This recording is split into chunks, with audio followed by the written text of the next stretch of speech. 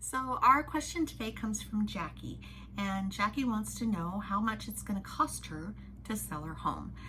So let's just assume that she's not talking about any expenses that it might take to get her house ready for market, deferred maintenance issues, or anything like that. Let's just talk about the fees involved for a seller. So one nice thing about excuse me, working with a real estate agent is that all of the work that we do for you as a seller, we do on a contingency basis, assuming that your home is going to sell.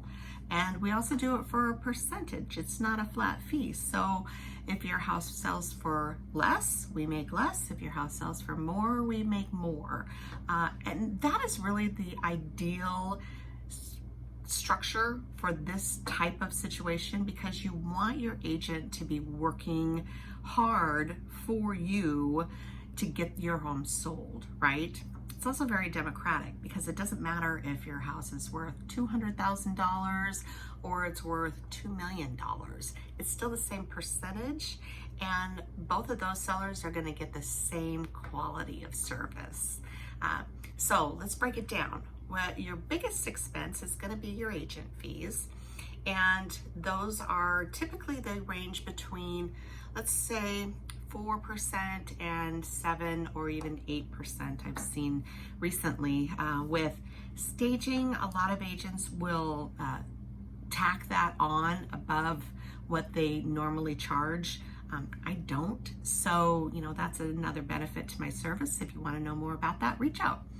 But out of that fee, which, ranges, part of that is to pay for the buyer's agent. So when we pull up listings, we can see right there how much this particular home, how much that listing agent is willing to pay the buyer's agent to bring a buyer to the table. So it's split.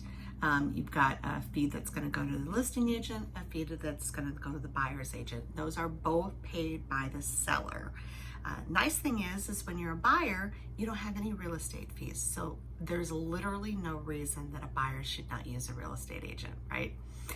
Your next biggest expense for a seller is going to be your excise tax.